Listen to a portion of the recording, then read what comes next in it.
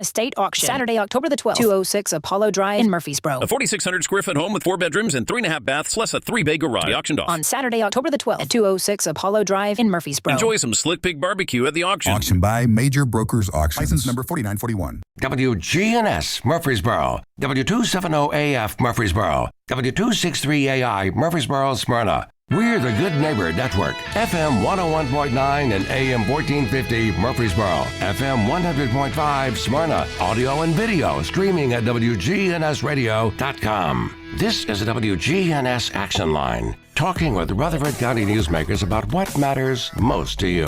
Now, your host, Scott Walker. This morning, we're talking about Ascension St. Thomas Rutherford Hospital and some changes and expansions going on there.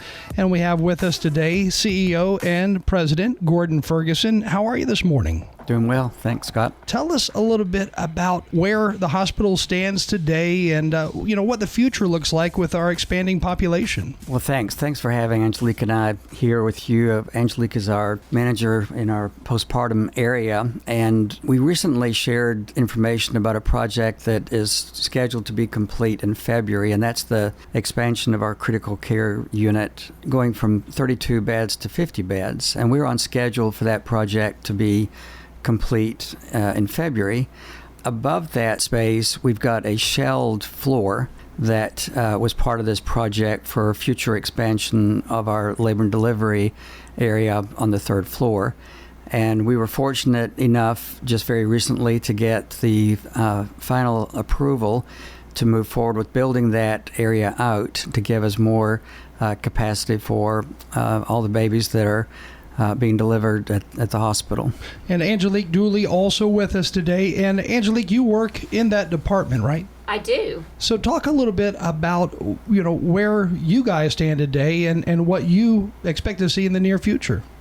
So currently we are, we do about over 3,600 deliveries a year. We have kind of outgrown our space right now as our community grows. So having this build out for us includes more rooms for us to continue to provide this excellent care that we give to our community and able to help have just a memory in our families' lives. What are some of the biggest concerns among new parents and, parents to be?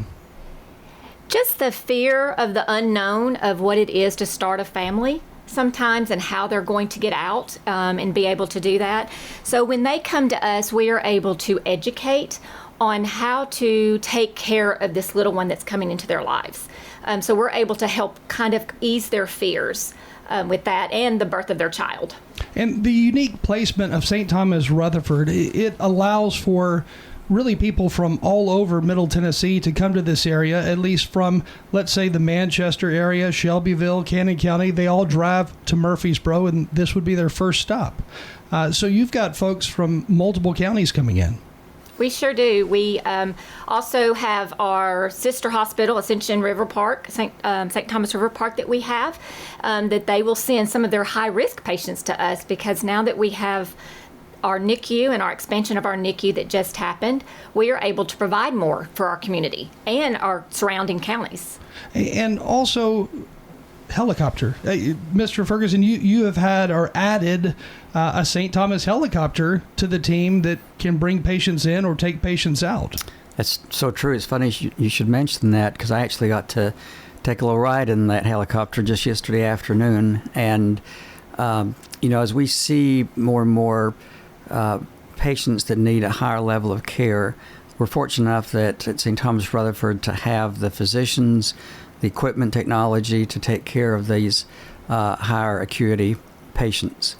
And I think as Angelique mentioned, we want to make sure that our patients receive the care that they deserve and that we want to provide to them and that we've got the facilities to do that.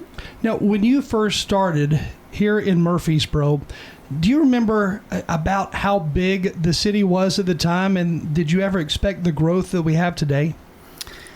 I've been with the hospital 26 years. Angelique has been with the hospital 32 years. 32 years. So she's got me beat. But yes, when I came here, Obviously, we're back at the old site, and we had our 286 beds. I think on a good day, we could only see or accommodate just over 200 inpatients. Today, once our projects are complete, our hospital will be about 418 beds. And so I think, yes, we knew that Murfreesboro was going to be growing. I don't think that we or our owners and Ascension could really have predicted just how rapidly that growth would occur. You know, there was a time when I was a kid where very few people were actually born and raised in Murfreesboro. Most were from other areas, you know, everywhere from Nashville to even the West Coast. But you had very few people, it seemed like, at the time who actually were born and raised in Murfreesboro. But that's totally different today. It is. And we are really fortunate to have the medical staff, the different specialties here that folks can consider Murfreesboro for all of their healthcare needs. There's still a few things that would require a trip up to Nashville. We are not a level 1 trauma center, so a lot of the higher level trauma would still go up there, but we're very pleased with our open heart surgery that's now just over a year in operation, and really look forward to this latest expansion. We've just very recently got the green light to move forward, and it also includes shelling out the 4th floor above the 3rd floor. That's kind of hard to describe without seeing a photograph of the hospital, but this is located on the east side of the hospital. And when we designed the hospital, it was designed where we could expand both vertically and horizontally. And so this is an ongoing part of both our horizontal and vertical expansion. And I will just mention our appreciation to the Christy Houston Foundation. We approached the foundation back earlier this year about a potential gift to help us move forward with the build out of the 3rd floor. And they really stepped up and indicated they would provide some financial support for the build out, but also to help us with adding on that 4th floor shell that will be very useful for future expansion. When you talk to heads of other hospitals in other cities, do they have organizations like the Christy Houston Foundation to come along and kind of walk with them on this progress? I would venture to say it's fairly rare. We've had a wonderful relationship with Christy Houston Foundation for many years. It was actually established when the hospital was sold back in 1986. And as you mentioned, they have been very supportive, both getting the new hospital started. But I don't think there's too many places that would have a foundation of this size that is really focused on helping the well-being of our community the way that Christy Houston does. And Angelique, looking back to the start of your career, were there days that went by where no births would take place in the hospital? Then today, I'm guessing that doesn't happen. Yes, I can remember when we could go a whole shift without having a delivery. Now, you're right, it does not happen. We definitely have deliveries. If we don't have deliveries, we have triage, where we triage pregnant patients. So it's constant turning in that area. By year, I believe it's 2040, our population is expected to grow to around 500,000 residents. And it's kind of hard to believe that we've gotten that big. And this year, I think 380,000 is the estimated number of residents that we have in Rutherford County today. But with that kind of growth, what does that call for as far as the size of the hospital, and how many patient rooms do you really need to have realistically come that year of 2040?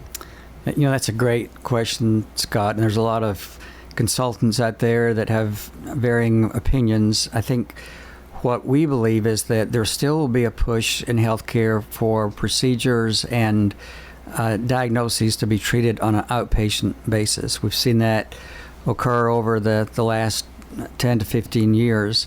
And as a result, we've been able to construct and open ambulatory surgery centers, diagnostic centers. And so I think it's a a tension between what needs to be done in the inpatient side and therefore driving our bed demand, but also being aware of the things that are shifting out of the hospital into the outpatient setting. I would also say one of the biggest challenges is making sure that we've got the primary care coverage. I think the benefits of preventative care are been well documented, but folks need to have a physician to go to so that when they're sick or something's going on, they don't automatically go to the emergency room, that they would be under the care of a primary care physician. And I think not just here, but all over, there's a shortage of these physicians. We're fortunate to be partnering with the University of Tennessee Center for Health Sciences in Memphis, where we're training medical students, interns, in both family medicine and emergency medicine. But in addition to the facilities, we've got to make sure that we've got the manpower, both physicians and nursing, to take care of our growing population. Where we stand today in Rutherford County, do we have enough medical providers for just everyday practice? We don't. We've had several longstanding physicians, my own included, that have retired after a very long and productive career. But it's difficult for us to find individuals that would come in and want to either come into an existing practice or start a new practice. Most physicians are either wanting to join a larger practice, such as Murfreesboro Medical Clinic, or become a hospitalist within the hospital setting. Hey, have you had conversations with some of these doctors and ask, what makes you want to join one of these larger practices versus opening up a clinic on your own? A lot of them are telling us that they really just want to practice medicine. But to do that in your own practice, there's a lot of regulations, there's a lot of paperwork that has to be done to become credentialed by insurer providers.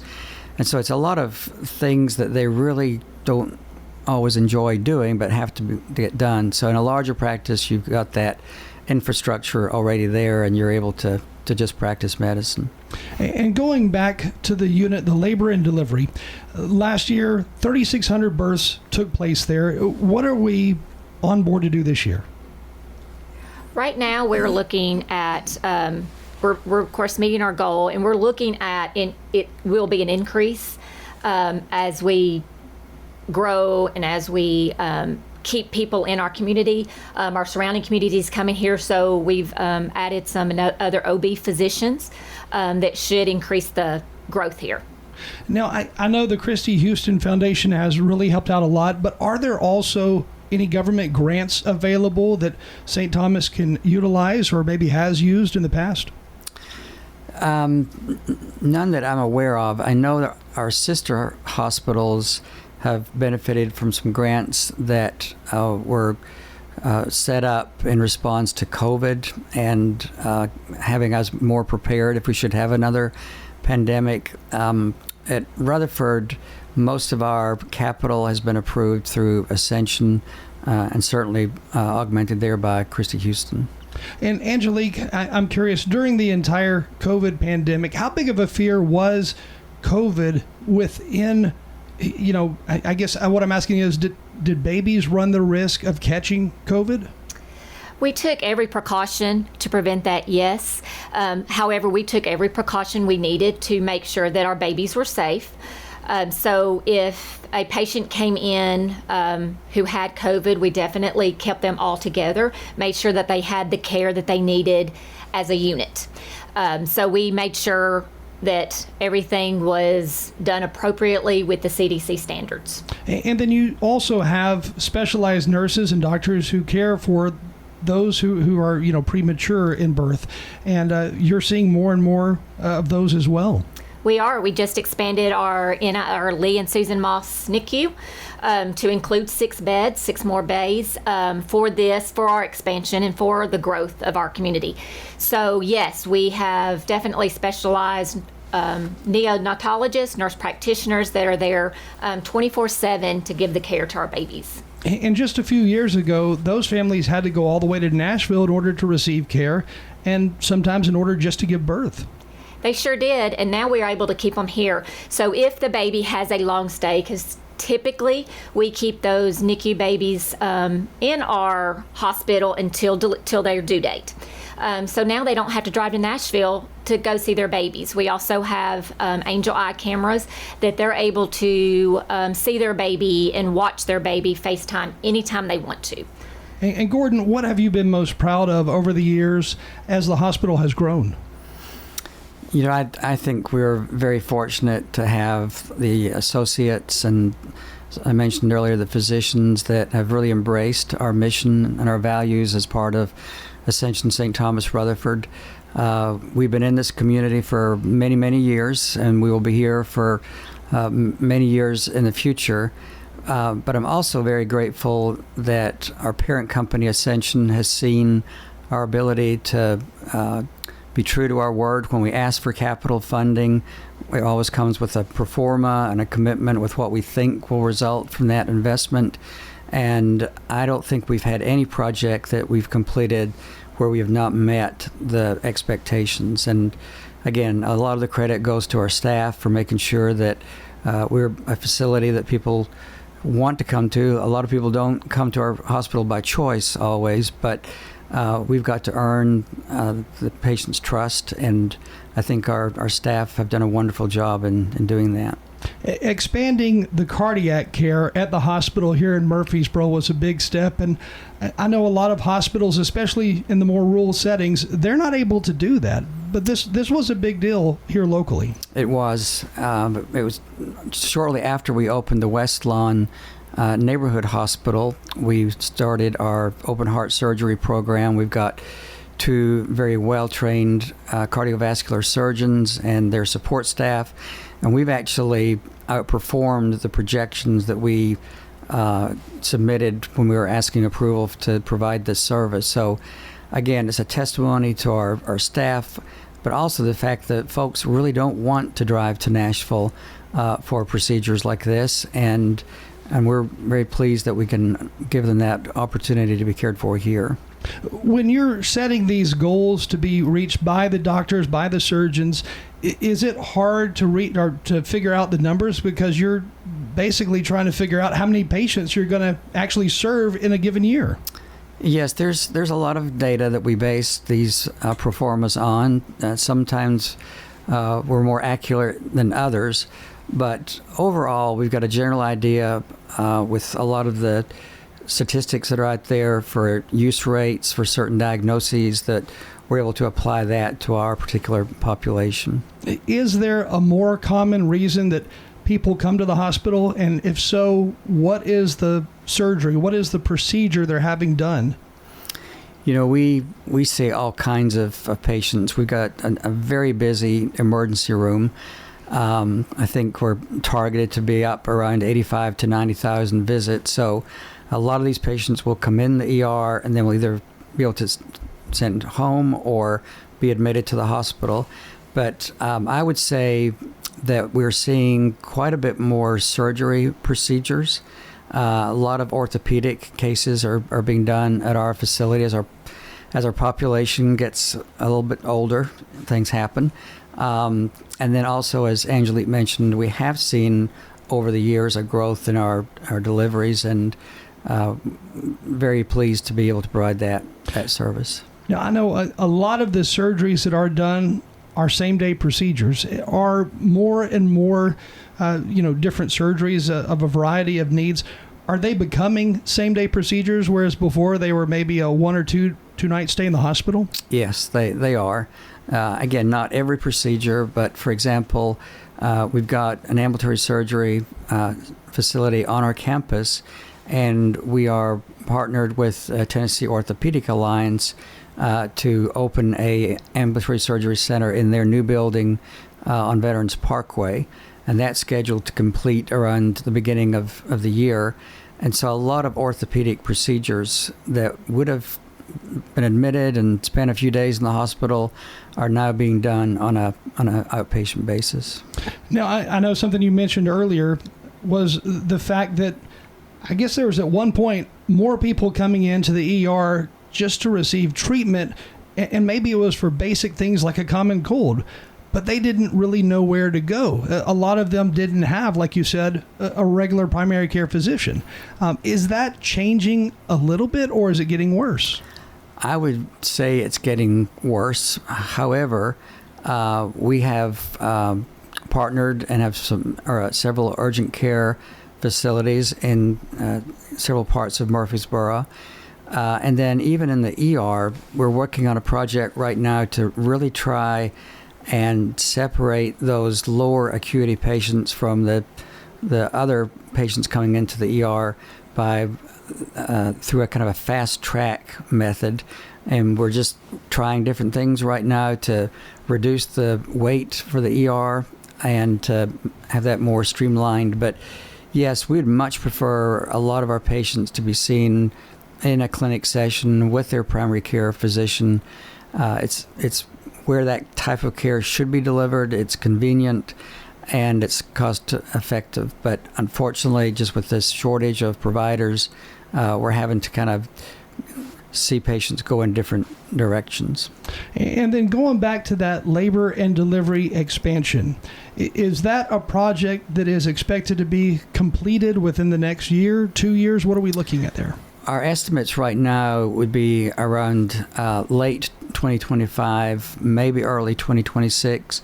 The good thing is we've got a lot of the infrastructure already going up to the third floor shell space in anticipation of this project, so that will certainly help. But yes, we're looking about just over a 1 year construction period. And you guys have had expansions just about everywhere within the hospital, from cardiac care to the emergency room, labor and delivery. But explain a little bit more about that expansion on the third floor, because I know the hospital's taller than just 3 floors. So how does that work? Well, it's actually an expansion onto the east wing of the hospital. And again, when we designed the facility, we knew we could go up vertically from where we started and then also horizontally. So where this project is taking place is run near the helipad, and it's structured actually to go up to 7 floors. So right now, if you drive by the hospital, you'll see it's 3 floors. We'll be adding the 4th. And that's just a neat thing that, we didn't want to overbuild the hospital 14 years ago, but we knew let's not make mistakes that we had seen in the past where we just had nowhere to go in terms of expansion. So we're excited that we'll be finishing one project, but now starting another project. And for anybody who's new to Murfreesboro, the hospital was originally located in downtown Murfreesboro, and it was literally locked in place by housing, a variety of houses and I believe a nursing home as well, but it was locked in place. Nursing home, historical district, residential area, and then also a cemetery. So we knew that long term that site was not going to work for us. And right now, I guess MTSU owns that plot of land, which it's been cleared off for years. Yes. If you drive by, you see the very nice grassed-in area with a fence around it. I will say MTSU has, I think, made very good use of what we call the Bell Street building. That is still very much in use. And then they've also got the parking garage that was built back over my time. So yes, it's something that I know there's a lot of speculation what MTSU might be doing there, but we were fortunate to be able to sell that. I know it was not an easy decision that we made to demolish the original hospital, but it was just not going to be cost effective. I think it was costing us about $1 million a month when we moved out of that facility just to maintain it. Now, if I'm not mistaken, the original entrance of the building of the old hospital, it looked the same as the old, the health department. Yeah. Yes. And so if anybody is curious what it used to look like, you can drive past the old health department building and see what that looks like. Correct. We've got a nice photograph, a black and white photograph that's up on the 8th floor of the hospital of the original building that again, I think it's very important to remember where we've come from as we move forward. And when you look back at that property, it looked to be massive in size, but in reality, you had a lot of really chopped up spaces. I mean, it was a lot of small rooms. It was. We had the A building through the D building, and parking for patients and visitors was across Highland, so it wasn't really safe. But I think back then the hospital was on maybe 12 acres, and now we've got 80 acres, and we're still struggling for space. And is there room to further expand horizontally on the opposite side of labor and delivery? There is not. So this would be as much as we could do on the east side.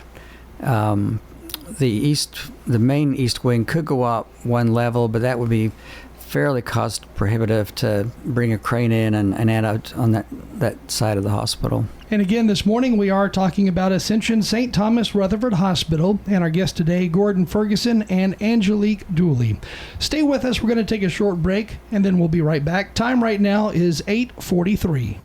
For home restoration at a price you can afford, trust the professionals at Farrah Construction to get the job done on time and within your budget. Farrah Construction can remodel your home or can update your kitchen, bath, or other rooms. I'm Ron Hall. If you can dream it, Farrah Construction can turn it into reality. Call Farrah Construction at 615-893-6120. Shop local. Let our family business help you. Farrah Construction Company.